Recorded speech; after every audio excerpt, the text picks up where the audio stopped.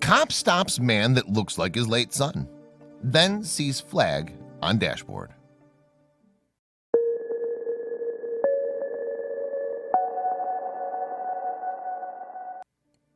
Nothing can strike fear into your heart like seeing the unmistakable blue and red flashing lights of police car flagging you down.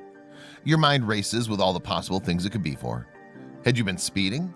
Perhaps the taillight was out. Pushing the terror down, you smile your most innocent smile and prepare to talk. Once you've made your way to the side of the road, there's little chance of you leaving without a ticket. But this wasn't the case for William Jasinski at all. He was a war veteran, just minding his own business while driving down the road, when suddenly he was pulled over for no good reason he could think of. William grew up in Somers, New York, and studied at Arlington High School. Since he was a boy, he'd wanted to serve his country and dreamed of becoming a sergeant one day. He expressed his desire to join the U.S. Army when he was only 10 years old. Naturally, his mother was concerned, and she had every right to be. William's chance to fulfill his dreams came in 2013 during the Iraq War. He was among the 177,194 troops who were sent into the war zone, leaving his girlfriend, family, and indeed his entire life as he knew it behind. He prepared for the worst. His family waited for him, praying that he wouldn't be one of the 4,000 who never made it home.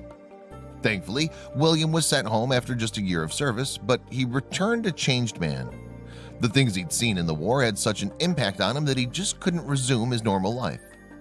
His family convinced him to seek counseling, and it seemed to be helping at first. But William just couldn't shake the shadow that seemed to follow him everywhere he went. That is, until a strange encounter on a lonely road gave him the jolt he needed. After his last lackluster counseling session, Williams began the long drive home to his home in LaForest, Texas. With his eyes on the white line, he put his body into autopilot and let his mind wander. He was thinking of his daughter at home. If it weren't for them, well, he didn't even want to think about that. That's when he registered that the car behind him had been following for some time now. His eyes flew to the odometer, and he breathed a sigh of relief when he saw that he wasn't traveling over the speed limit by mistake. And he had checked that his lights were in working order the previous day, so the police had no reason to be following him. Perhaps he was just being paranoid, he reassured himself. But the little voice in his mind egged him on, just to be sure. Suddenly, he saw the flash of blue and was almost relieved.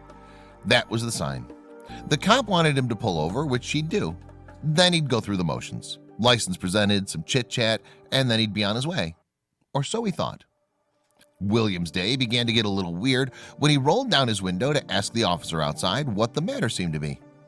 And when the officer said that he actually wasn't in any trouble and hadn't done anything to break the law, William noticed that his eyes had moved to the dashboard of his car, coming to rest on something they both held dear.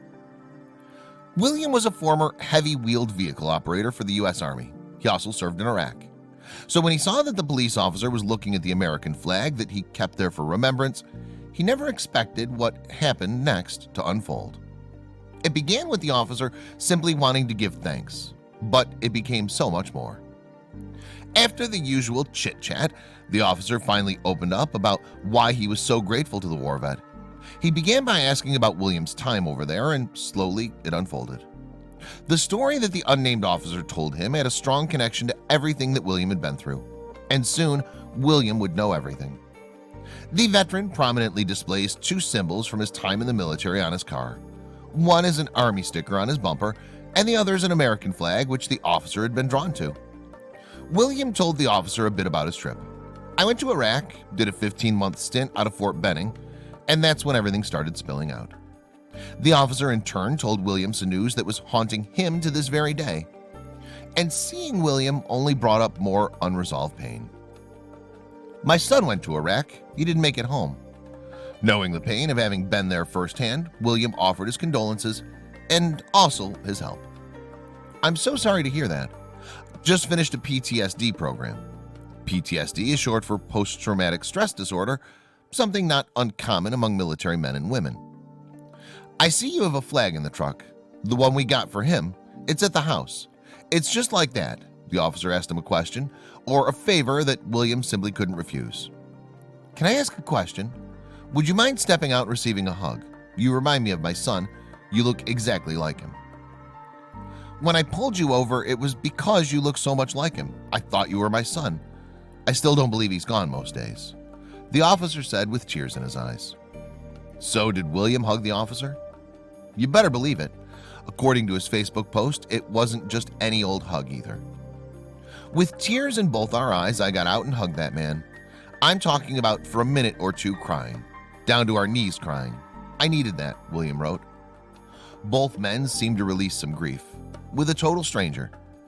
At that moment, William felt himself let go of something that he'd been holding on to for so long. It was as if the hug from the policeman had dissolved William's fears and trauma. He almost felt it evaporate and rise up into the ether as both men stood at that empty road, hugging and crying. It was exactly the release he had needed. It was that heartfelt moment of human contact with a total stranger that had healed his PTSD far more than any counseling session could. He couldn't wait to go home to his wife and daughter and tell them everything.